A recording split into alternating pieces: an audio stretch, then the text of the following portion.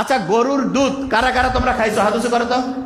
হ্যাঁ, ব্রেইন আছে, very fine. শোনো, হরলিক্স খাইও না, হরলিক্সে চিনি, হরলিক্স খাবা না। অনেক অভিভাবক মনে করো হরলিক্সে ব্রেইন বাড়বে, ব্রেইন ধ্বংস হয়। এটা নিয়ে পরে বলবো, খালি এইটুকু বললাম, হরলিক্সে 10 গ্রামে 7 গ্রাম চিনি, ফালতু জিনিস, সত্যি কথা। আচ্ছা, এই ছোট্ট বাচ্চারা এবং অভিভাবক সবাই, এবার গরুর দুধ থেকে 1-2 দিন পরে কি দই পাওয়া যায় না? দই থেকে পাওয়া যায় মাখন, মাখন থেকে পরবর্তীতে পাওয়া যায় ঘি। বলো তো, গরুর দুধের দাম বেশি না দইয়ের দাম বেশি?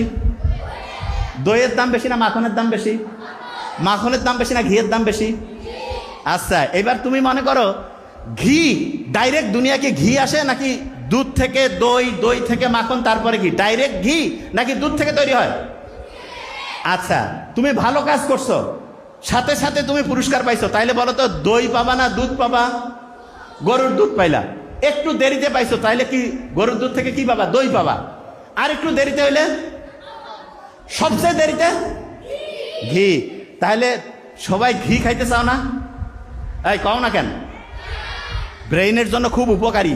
ছোট্ট বাচ্চা যারা আছো, মা এবং অভিভাবকদেরকে বললো প্রত্যেকদিন একটু হইলেও ঘি খাওয়াবেন, ব্রেইন অ্যাক্টিভ হয়। ব্রেইনের তথ্যগুলো যে রাস্তা দিয়ে যায় না, আচ্ছা এই রাস্তা দিয়ে যাওয়ার জন্য আমরা অনেক সময় করি না একটা জিনিস, ওই যে যারা হুন্ডা চালাই, যাতে খুব ভালোভাবে ইঞ্জিনটা চলে, এই জন্য মোবিল টোবিল দিয়ে একটু করি না? এইরকম ব্রেইনের রাস্তাটা ওইরকম মোবিলের মতো কাজ করে ঘি। প্রত্যেকদিন ঘি খাবো একটু করে, প্রত্যেকদিন। এই ছোট্ট বাচ্চারা, আল্লাহর কাজ করতেছো, আল্লাহ খুশি হয়েছে, কিন্তু তোমাকে দেরিতে দিচ্ছে, তাহলে কি দিবে বলো তো? দেখছেন কি ব্রিলিয়ান্ট, কি দিবে? তাহলে যত দেরিতে তত কি পাবো? ঘি পাবো। কি পাবো?